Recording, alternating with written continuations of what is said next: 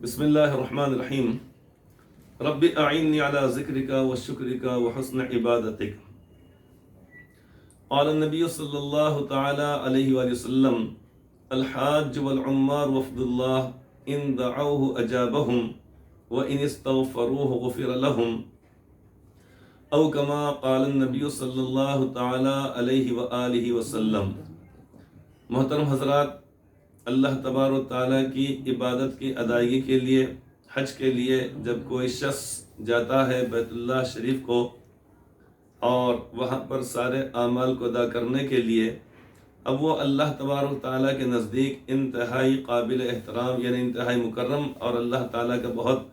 محبوب بندہ بن جاتا ہے، اللہ تعالیٰ کا پسندیدہ بندہ بن جاتا ہے۔ اللہ تبارک و تعالیٰ اب اس کی طرف انتہائی متوجہ ہو جاتے ہیں، اس کے ساتھ اللہ تبارک و تعالیٰ بہت زیادہ رحم و کرم کا معاملہ کرتے ہیں۔ جب اللہ تبارک و تعالیٰ کا وہ محبوب بن جائے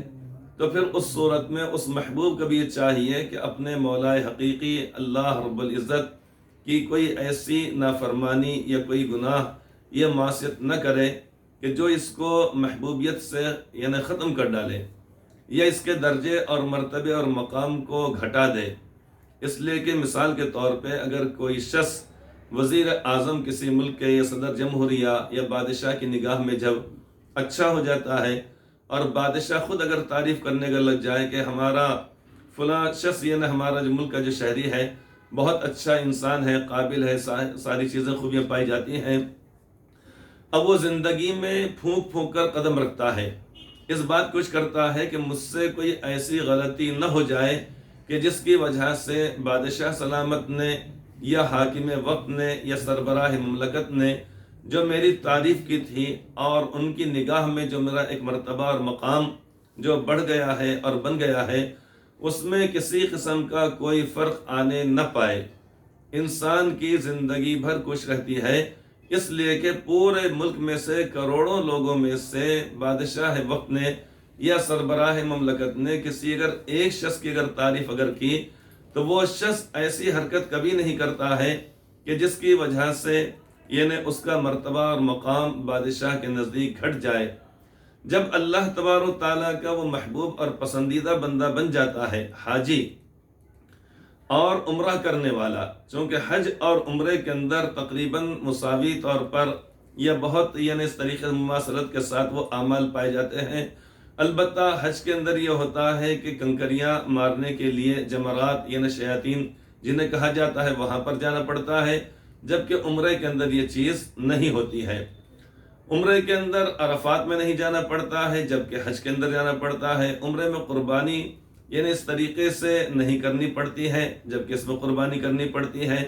چند چیزوں کو چھوڑ کر بہت ساری چیزیں مشترک طور پر جیسا کہ احرام باندھنا، میقات سے پہلے سے طواف کرنا، بیت اللہ شریف کا صفا مروہ کے درمیان سعی کرنا، مقام ابراہیم کے پاس 2 رکعت نماز واجب الطواف یا جہاں سہولت ہو وہاں پر پڑھ لینا، اور اسی طریقے سے عمرے کی مکمل طور پر ادائیگی کے بعد یعنی اپنے سر کے بالوں کو مکمل طور پہ نکالنا جس کو حلق کہا جاتا ہے یا قصر کہا جاتا ہے، یہ عمل مشترکہ طور پر حج میں بھی اور عمرے کے اندر بھی ہوتا ہے۔ جو شخص کے حج کے لیے جاتا ہے یا عمرے کے لیے جاتا ہے، حدیث پاک میں حضرت رسول اکرم صلی اللہ علیہ وسلم نے اس شخص کے مرتبے اور مقام کو آپ نے بیان فرمایا۔ آپ نے فرمایا کہ الحاج والعمار وفد اللہ، کہ حج کرنے والا شخص اور عمرہ کرنے والے لوگ یعنی جو لوگ کہ حج کو جاتے ہیں اور جو عمرہ کرتے ہیں، وفد اللہ، یہ اللہ تبارک و تعالیٰ کا وفد ہوتے ہیں۔ کسی بھی ملک کے یعنی منتخب لوگوں کو انتہائی قابل، انتہائی ذہین، انتہائی حاضر جواب، بااخلاق اور شریف لوگوں کو ایک ملک سے دوسرے ملک میں بھیجا جاتا ہے۔ مثلاً 2 رکنی وفد یعنی جس کے اندر 2 آدمی ہوتے ہیں، 3 ہے، 4 ہے، 5 ہے، جیسی بھی ضرورت ہوتی ہے اس ملک کے لوگ یعنی اس ملک کے ذمہ دار جو ہوتے ہیں بادشاہ یا وزیر اعظم، صدر جمہوریہ، اپنے پاس سے منتخب قسم کے لوگوں کو جو قابل اور لائق و فائق جو ہر اعتبار سے ہوں ان کو دوسرے ملک میں بھیجتے ہیں تاکہ یہ لوگ جا کر وہاں پر اپنے ملک کی نمائندگی اور ترجمانی کر سکے۔ ایسے لوگوں کو نہیں بھیجا جاتا ہے کہ جو یہ بدھو قسم کے ہوں، یا اسی طریقے سے جب ان کی ضیافت کی جائے تو کھانے پینے کے اوپر ٹوٹ پڑنے لگ جائے، جس سے کہ پورے ملک کی بدنامی ہونے لگ جائے۔ اور آج کل تو موبائل کا زمانہ ہے، ذرائع ابلاغ بہت تیز ہے، ذری بات چاہے وہ اچھی ہو یا بری ہو،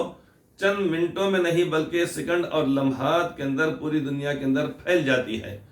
تو اگر ایسے لوگوں کو اگر بھیجا جائے کہ جو ادھر دیکھ رہے ادھر دیکھ رہے، جن کو تہذیب بھی نہیں معلوم، شرافت نہیں معلوم، اخلاق کیا ہوتے نہیں معلوم، کوئی سوال اگر وہاں پر کیا جائے، انٹرویو لیا جائے، تو پھر وہ ادھر ادھر یا آپس میں ایک دوسرے کو دیکھنے لگ جائیں اور یہ کہیں کہ اس کا جواب تم دو، اس کا جواب تم دو، اس کا جواب آپ دو۔ تو ایسے قسم کے لوگوں کو نہیں بھیجا جاتا ہے، بلکہ ایسے حاضر جواب کہ جن کے حاضر جوابی کے اوپر لوگ اش کرنے لگ جائیں، اور ظاہری اعتبار سے بھی جن کا لباس اچھا ہو، جن کے جسم کے اوپر لباس زیب دیتا ہو، ایسے بھی ہر اعتبار سے جو خوشنما لگتے ہوں، خوبصورت لگتے ہوں، ایسے لوگوں کو اپنے ملک کا نمائندہ بنا کر بھیجا جاتا ہے، جس کو وفد کہا جاتا ہے۔ حدیث پاک میں اللہ کے پیارے نبی صلی اللہ علیہ وسلم نے حجاج کرام کو اور عمرہ کرنے والوں کو وفد اللہ آپ نے فرمایا، اللہ تبارک و تعالیٰ کا وفد، کہ اس سے بڑھ کر کوئی اور نسبت نہیں ہو سکتی۔ دنیا کا کوئی ملک چھوٹا ہوتا ہے، کوئی بڑا ہوتا ہے، لہٰذا اس اعتبار سے کہا جاتا ہے بھئی یہ فلاں ملک سے ایک وفد آیا ہے، ہمارے ملک کے اندر ایک وفد آیا ہے۔ اگر وہ ملک اگر غریب اگر ہے تو لوگ یہ سمجھتے ہیں کہ بھئی وہ تو بہت زیادہ غریب ہے۔ بہت زیادہ طاقتور ملک اگر ہے، یا اسی طریقے سے جس کے پاس حق تنسیخ، جس کو ویٹو پاور کہا جاتا ہے،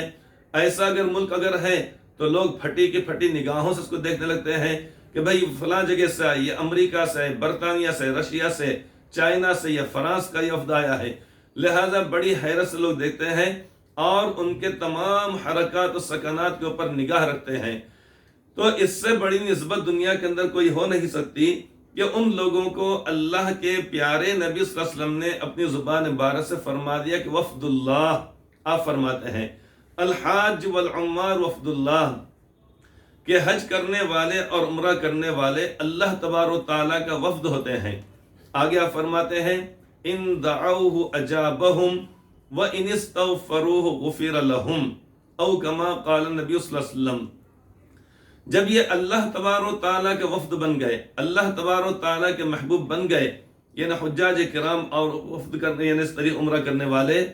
اب ان کا حال یہ ہوتا ہے، محبوبیت کا حال یہ ہوتا ہے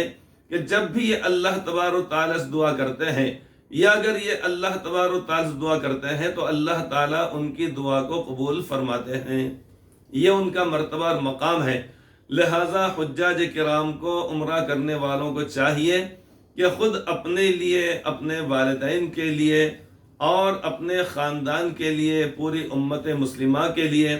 پوری کائنات کے لیے، پوری انسانیت کے لیے، اپنے ملک کے لیے ضرور اللہ تبارک و تعالیٰ سے دعا کرنا چاہیے۔ اور بطور خاص ویسے تو مکہ مکرمہ، مدینہ طیبہ یا درمیان میں جتنا بھی راستہ ہے، تو جہاں پر بھی دعا کریں گے تو اللہ تبارک و تعالیٰ قبول فرماتے ہیں، لیکن بطور خاص ان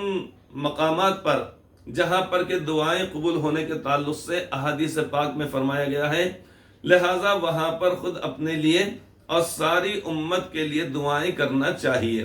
دعائیں کرنا اس طریقے سے ان کی کامیابی کے لیے دعا کرنا چاہیے، اور اسی طریقے سے ان کی فلاح کے لیے دعا کرنا چاہیے، ان کی سلامتی کے لیے دعا کرنا چاہیے۔ غرض جس طریقے سے بھی دعائیں ہو سکتی ہیں، تو پہلے کام سے مراد یہ ہے کہ جب اتنا بڑا مرتبہ اور مقام اللہ تبارک و تعالیٰ فرما دیا، لہٰذا دعاؤں کا اہتمام کرنا چاہیے۔ وَإِنِ اسْتَغْفَرُوهُ، آپ فرماتے ہیں، اور اگر وہ اللہ تبارک و تعالیٰ سے بخشش اور مغفرت طلب کرتے ہیں تو اللہ تبارک و تعالیٰ انہیں بخش دیتے ہیں، معاف فرما دیتے ہیں۔ تو بخشش اور مغفرت کی دعا خود اپنے لیے، اپنے والدین کے لیے، اپنے خاندان کے لیے، پوری امت کے لیے، اور اسی طریقے سے ساری انسانیت کے لیے کرنا چاہیے۔ غرض ان دو کاموں کو بطور خاص کہ اللہ تبارک و تعالیٰ کا جب یہ وفد بن گئے، اللہ تبارک و تعالیٰ کے نزدیک انتہائی معزز اور مکرم جب بن گئے تو ان دو باتوں کا، جہاں پر بہت ساری باتوں کا خیال رکھنا چاہیے، لیکن ان دو باتوں کا کہ ایک خود اپنے لیے، پوری امت کے لیے دعائیں، اور ایک اپنے لیے دعائیں مغفرت اور ساری امت کے لیے دعائیں بخشش اور دعائیں مغفرت کرنا چاہیے۔ لہٰذا آج کی مجلس میں یہی بات آپ حضرات سے کرنی ہے۔ اللہ تبارک و تعالی ہم سب کا بھی شمار اپنے ان بندوں میں فرمائے جن کو اللہ تبارک و تعالیٰ کا وفد قرار دیا گیا ہے۔ اللہ تعالی ہم سب کو زندگی میں بار بار حج اور عمرے کی، اور مقبول حج اور مقبول عمرے کی اللہ تعالی توفیق عطا فرمائے۔ آمین ثم آمین۔